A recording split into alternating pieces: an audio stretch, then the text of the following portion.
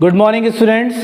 आज की क्लास में हम बात करेंगे the force acting on a moving charge in a magnetic field. यदि एक मैग्नेटिक फील्ड में एक चार्ज रखा हुआ या चार्ज मूव कर रहा है तो उसके ऊपर कितना फोर्स लग रहा है उसके बारे में हमें बात करना है। ठीक है, तो इससे पहले हमने इलेक्ट्रोस्टैटिक में भी देखा था, यदि कोई चार्ज पार्टिकल है जो किसी इलेक्ट्रिक फील्ड में रखा हुआ है तो उसके ऊपर कितना फोर्स लगता था, F equals to Q into E, where Q is a magnitude of charge and E is a electric field. तो यदि कोई भी चार्ज एक इलेक्ट्रिक फील्ड में रखा हुआ है तो उसके ऊपर कितना फोर्स लगेगा, Q into E in the direction of electric field.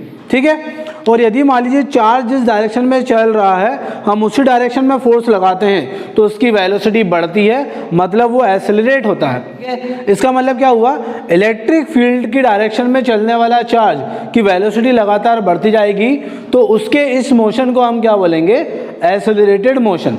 इतनी बात हमने इलेक्ट्रोस्टैटिक्स में की होगी। अब बात कर रहे हैं हम मैग्नेटिक फील्ड की। यदि मैग्नेटिक फील्ड में कोई चार्ज है तो उस पर कितना फोर्स लगेगा। ठीक है, तो हमने ये माना कि हमारे पास एक यूनिफॉर्म मैग्नेटिक फील्ड है, उसकी इंटेंसिटी कितनी है, b है। एक चार्ज है, उसका मैग्नीट्यूड q है, वो v वेलोसिटी के साथ इस डायरेक्शन में आगे बढ़ रहा है, जो कि मैग्नेटिक फील्ड के साथ कितना एंगल बनाया हुआ है, थीटा। अब इस चार्ज के ऊपर कितना फोर्स लगेगा वो हम देखते हैं। ठीक है, सो बाय एक्सपेरिमेंटली ये देखा गया, the force acting on this charge due to the magnetic field is directly proportional to the magnetic field, directly proportional to the magnitude of charge, directly proportional to the velocity of the charge and directly proportional to the sin of theta। ठीक है, कहने का मतलब ये है कि जितना ज़्यादा मैग्नीट्यूड होगा उतना ज़्यादा इस चार्ज पर फोर्स लगेगा। फर्स्ट, जितना ज़्यादा चार्ज का मैग्नीट्यूड होगा उतना ज़्यादा फोर्स होगा। सेकंड, जितनी ज़्यादा चार्ज की वेलोसिटी होगी, चार्ज जितना तेज़ी से मूव करेगा उतना ज़्यादा फोर्स होगा। Third and fourth depend on sine theta, where theta is the angle between the motion of charge with magnetic field. ठीक है, अब इन चारों को यदि हम मिलाकर लिखें, so F is proportional to BQB sine of theta. So F equals to, proportionality का साइन हटाएंगे, कांस्टेंट लगाएंगे and K is a constant, so BQB sine of theta in SI system.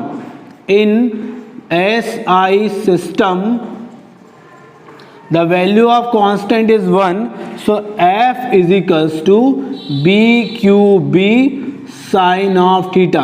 कितना फोर्स लग रहा है इस पर, BQB sin थीटा। अभी ये sin थीटा क्यों आया इसके बारे में हम बात करेंगे, उससे पहले हम ये देख लेते हैं Q is a constant, the magnitude of charge. So ये क्या है, b into b sine theta, और ये किसका होता है, क्रॉस प्रोडक्ट। तो हम इसको यदि वेक्टर फॉर्म में लिखना चाहें तो ये क्या हो जाएगा, F vector equals to Q B cross B। Okay, तो ये हमने लिख दिया वेक्टर फॉर्म में, क्योंकि B क्रॉस B क्या होगा, B भी साइन थीटा, तो ये उसका मैग्नीट्यूड हो जाएगा और ये वेक्टर फॉर्म हो जाएगा। अब इसमें हम कुछ केस स्टडी करेंगे, कुछ कंडीशन देखेंगे।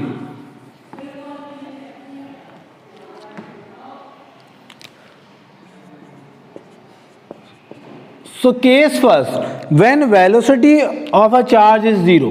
क्या मतलब हुआ, यदि चार्ज रेस्ट पर है तो वेलोसिटी जीरो हुई तो फोर्स भी कितना होगा, जीरो होगा। इसका मतलब क्या हुआ, जो मैग्नेटिक फील्ड है वो चार्ज रेस्ट पर है, उस पर फोर्स नहीं लगाती। जैसे इलेक्ट्रिक फील्ड में होता था, चार्ज यदि रेस्ट पर है तब भी उसके ऊपर फोर्स लगता था, मगर मैग्नेटिक फील्ड केवल मूविंग चार्ज के ऊपर फोर्स लगा पाएगी। यदि चार्ज रुका हुआ है तो उस पर कोई भी फोर्स नहीं लगेगा। ठीक, the second condition is, case second,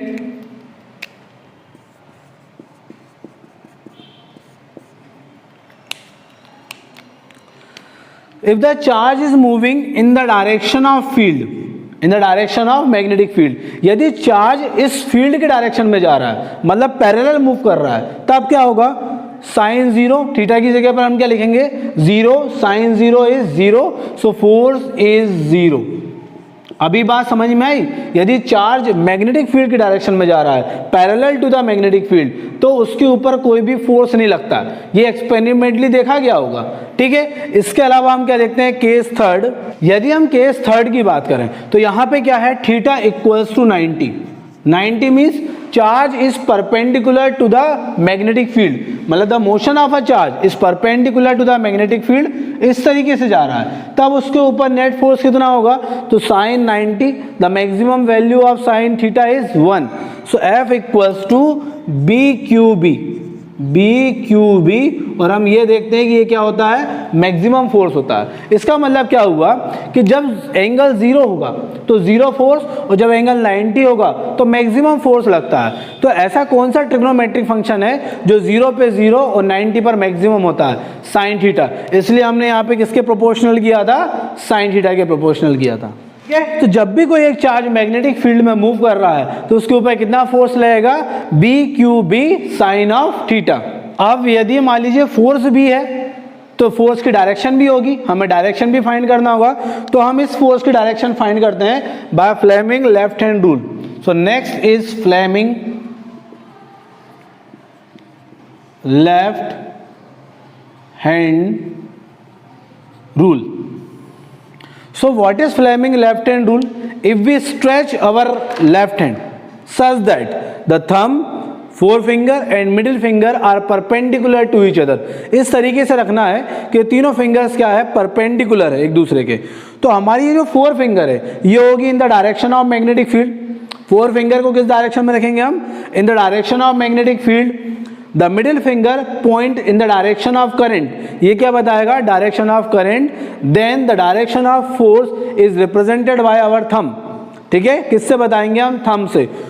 magnetic field, direction of current and direction of force, okay. जैसे हम एग्जांपल लेते हैं, यदि मैग्नेटिक फील्ड है इस डायरेक्शन में और चार्ज पॉजिटिव चार्ज है, ये किस तरफ जा रहा है, ऊपर की तरफ जा रहा है, तो डायरेक्शन ऑफ फोर्स क्या होगी, four finger in the direction of magnetic field. Current किस तरफ चार्ज जा रहा है, पॉजिटिव चार्ज है, so the direction of current is direction of positive charge. तो हम क्या करेंगे, इस करंट की डायरेक्शन क्या होगी, ऊपर की तरफ होगी, तो इस मिडिल फिंगर को हम ऊपर की तरफ लेकर आएंगे। So the direction of force is perpendicular inwards, किस तरफ होगी, अंदर की तरफ होगी। तो यहाँ पर डायरेक्शन ऑफ फोर्स क्या होगी, अंदर की तरफ होगी।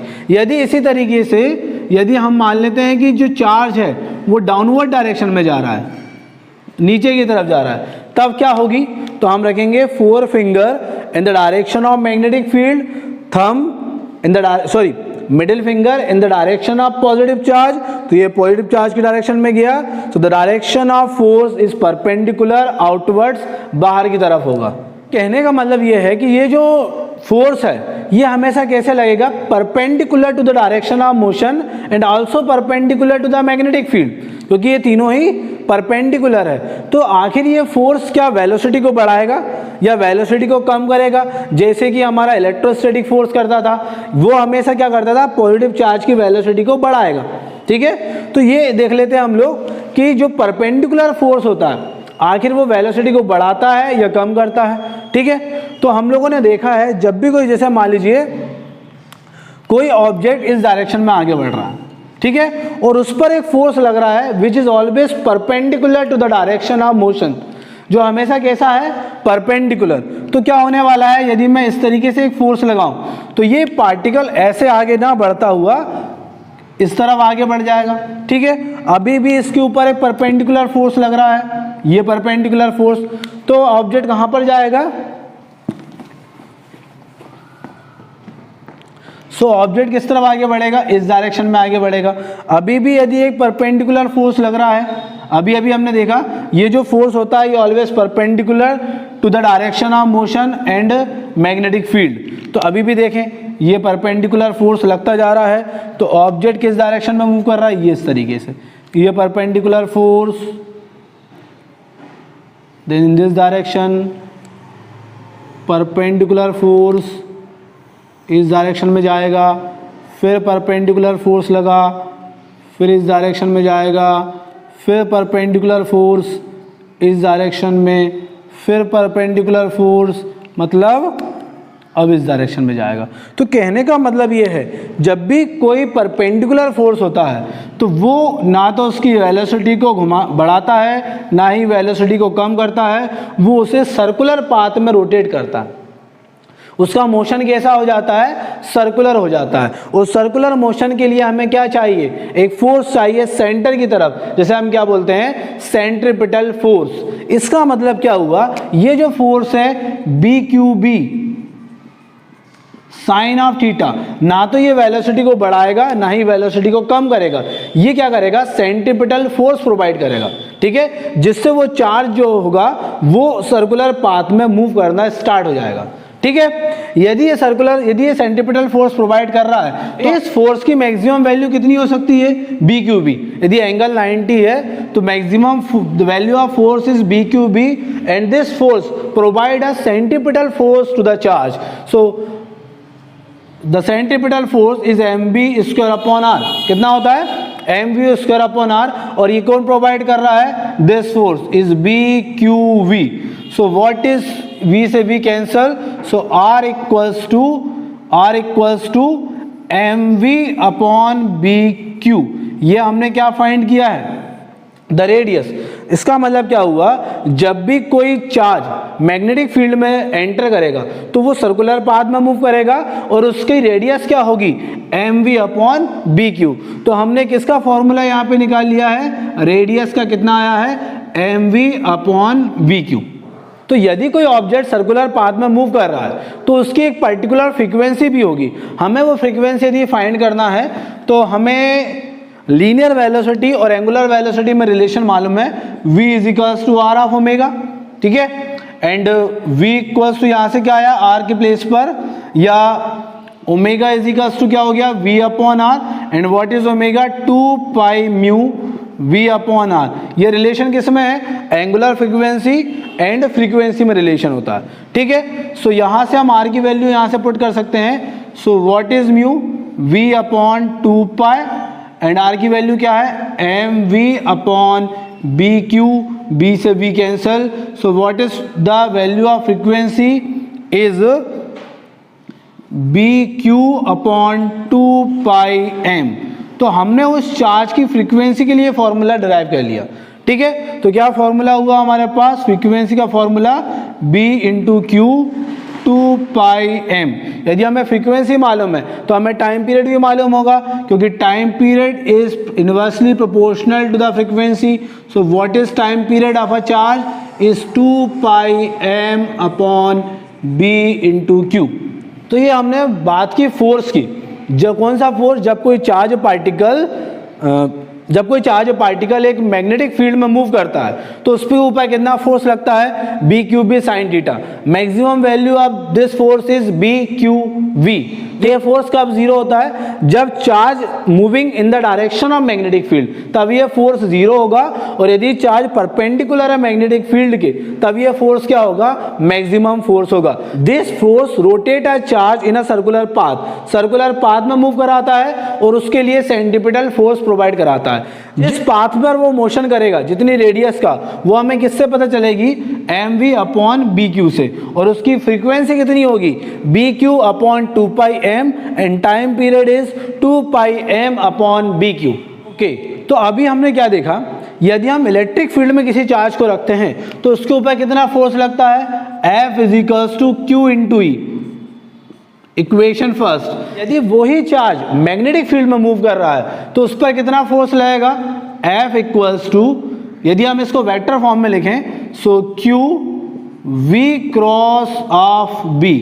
ओके, यदि मान लीजिए दोनों फील्ड एक साथ प्रेजेंट है और तब उस पर जो नेट फोर्स लग रहा है उसे हम क्या बोलेंगे, लॉरेंज फोर्स, मतलब the force due to the electric field as well as due to the magnetic field. So the net force is given by Lorentz, called Lorentz force. और ये फोर्स कितना होगा, net force is the force due to the electric field and force due to the magnetic field. So F E plus F M, ठीक है। यदि हम दोनों को ऐड करें, सो Q E vector plus Q B vector cross V vector, और यहाँ से हम q को कॉमन ले लेते हैं। So q equals to E vector V cross of B vector. ठीक है, तो ये क्या आया, Lorentz force, the force experienced by a charge. What is Lorentz force? The force experienced by a charge when both field is present, both electric field and magnetic field is present, then the force experienced by a charge is called Lorentz force, and the magnitude of Lorentz force is q E vector plus B vector cross V vector.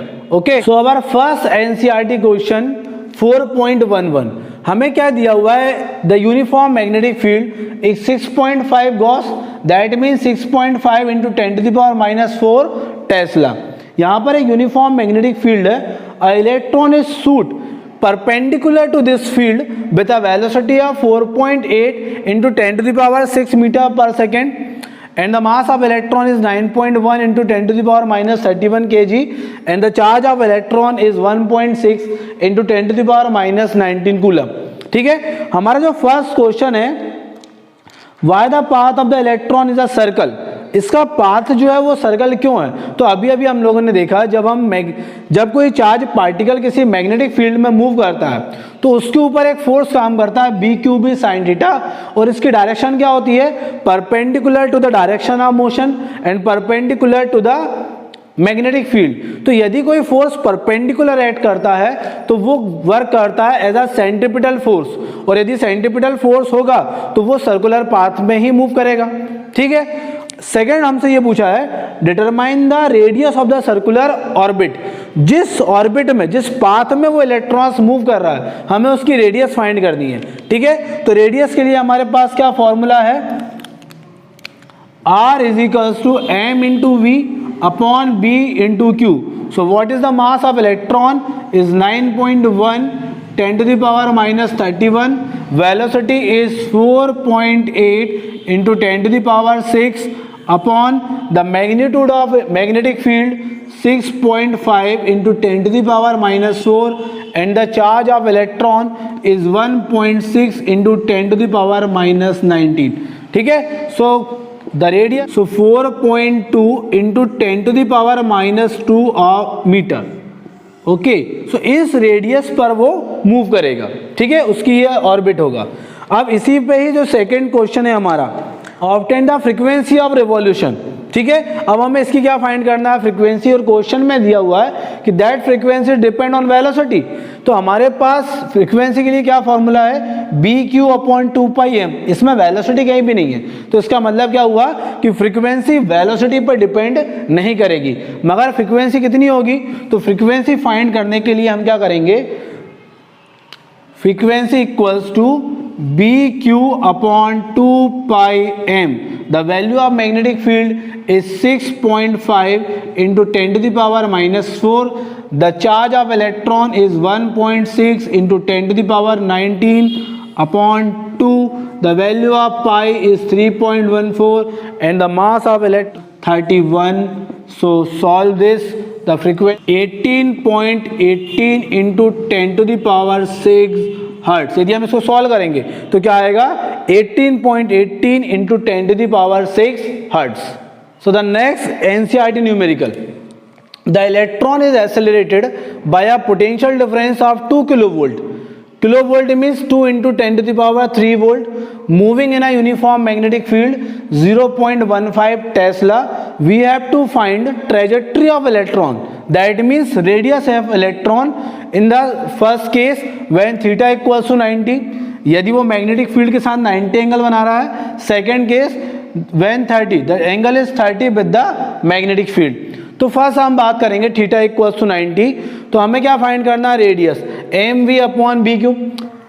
Mass of electron हमें मालूम है, magnetic field given है, charge on electron भी हमें मालूम होता है। हमें क्या फाइंड करना है, वेलोसिटी ऑफ इलेक्ट्रॉन फर्स्ट। ठीक है, तो हमसे ये बोला गया है कि जब वो चार्ज है तो वो एक पोटेंशियल डिफरेंस से एक्सेलरेट हो रहा है। ठीक है, तो यदि एक चार्ज एक इलेक्ट्रिक फील्ड में रखा हुआ है, एक पोटेंशियल डिफरेंस में रखा हुआ है, तो उसके ऊपर उसके पास कितनी एनर्जी होती है, Q इंटू वी, और ये एनर्जी अब किस में कन्वर्ट होने वाली है, काइनेटिक एनर्जी में। सो 1/2 mv²। ठीक है, तो इस फॉर्मूले से, ये कैपिटल V से हम क्या बता रहे हैं, पोटेंशियल, और स्मॉल v हमें क्या बताएगा, वेलोसिटी। तो हम इस फॉर्मूले से पहले हम वेलोसिटी फाइंड करेंगे। What is velocity? 2qv upon m square root, क्योंकि यहाँ पे v स्क्वायर है, सो 2qv अपॉन m। इस रिलेशन से हम फर्स्ट वेलोसिटी फाइंड करेंगे, ठीक है। So what is 2q? Charge of electron is 1.6 into 10 to the power minus 19। What is potential? 2 into 10 to the power 3 upon what is mass of electron is 9.1 into 10 to the power minus 31 kg, ठीक है। So velocity of electron कितनी? 8/3 into 10 to the power 7 metre पर second, ठीक है। तो हम लोगों ने इस रिलेशन से फर्स्ट क्या फाइंड किया? वेलोसिटी। अब यदि हमें वेलोसिटी आई है तो हम क्या फाइंड करेंगे? Radius. So what is radius? mv upon bq। What is mass? Mass of electron is 9.1 10 to the power minus 31 upon velocity 8/3, so 8 into 10 to the power 7 and 8/3 यहाँ पे लिख दे रहा हूँ मैं, multiply with b। What is magnetic field? 0.15 and charge of electron is 1.6 10 to the power minus 19 10 to the power minus 3 metre, that means 1 millimetre, okay. तो उसकी radius कितनी होगी? 1 मिलीमीटर की होगी। अब यदि हम इसके सेकंड केस की बात करेंगे, when electron is shoot with an angle 30 with the magnetic field, तब उसकी ट्रेजेक्ट्री क्या होगी? यदि वो मैग्नेटिक फील्ड के साथ किसी एंगल बना रहा है तो इस वेलोसिटी के हम दो कंपोनेंट कर सकते हैं। ये कंपोनेंट हो जाएगा v cos 30 और ये कंपोनेंट हो जाएगा v sin ऑफ 30, ठीक है। तो ये जो v sin 30 है, इसके कारण वो सर्कुलर पाथ में मूव करेगा और इसके कारण वो आगे बढ़ेगा। मतलब जो अब इलेक्ट्रॉन का जो पाथ होगा वो किस टाइप का होगा? कुछ इस टाइप का है। वो सर्कुलर पाथ में भी मूव करेगा और इस तरीके से आगे भी बढ़ता जाएगा, ठीक है। v sin 30 के कारण वो सर्कुलर पाथ में मूव कर रहा है और v cos 30 के कारण वो आगे बढ़ रहा है और इस पाथ को हम क्या बोलते हैं? हेलिकल, ठीक है। तो अब यहाँ पर जो सर्कुलर मोशन के लिए रिस्पॉन्सिबल है वो क्या है? v sin ऑफ 30, ठीक है। तो अभी हमने इससे पहले कितनी वेलोसिटी फाइंड की थी? v equals to 8/3 into 10 to the power 7, ये वेलोसिटी है। अब हम इसका कौन सा कंपोनेंट लेंगे? Vertical component. So v sin 30, vertical component क्या होगा? v sin of 30। So what is v dash बोल देते हैं, v dash v sin 30। So 8/3 into 10 to the power 7 and what is sin 30 is 1/2। तो ये कितना आएगा हमारा? 4/3 इंटू 10 टू द पावर 7। अब वेलोसिटी जो होगी वो कितनी होगी? 4/3 इंटू 10 टू द पावर 7 और हम यहाँ से अब फाइंड करेंगे radius. So r equals to mv upon bq। Mass of electron 9.1 10 to the power minus 31, velocity of electron is 4/3 into 10 to the power 7 upon b, magnetic field is 0.15 Tesla and charge of electron is 1.6 10 to the power minus 19, 0.5 into 10 to the power minus 3 meter, that means 0.5 millimeter। So next NCERT numerical, यहाँ पर हमें क्या एक हेमल्ट्स coil दी गई है। यहाँ पर एक दो कॉइल होती हैं जिनकी एक्स जो सेंटर होते हैं वो एक ही एक्सिस पर होते हैं, मतलब को एक्सियल कॉइल कहना चाहिए। नंबर ऑफ टर्न्स भी सेम होंगे, रेडियस भी सेम होगी और सेम करंट फ्लो होगा। तो इस अरेंजमेंट को हम क्या बोलेंगे? हेल्महोल्ट्ज कॉइल, ठीक है। अब इन दोनों ये जो एक्सिस है इसके सेंटर पर जो मैग्नेटिक फील्ड होती है वो यूनिफॉर्म होती है। मतलब यदि थोड़ा सा हम आगे पीछे भी जाएंगे तो मैग्नेटिक फील्ड क्या होगी? सेम होगी, यूनिफॉर्म होगी और वो हमें कितना गिवन है? 0.75 टेस्ला, ओके।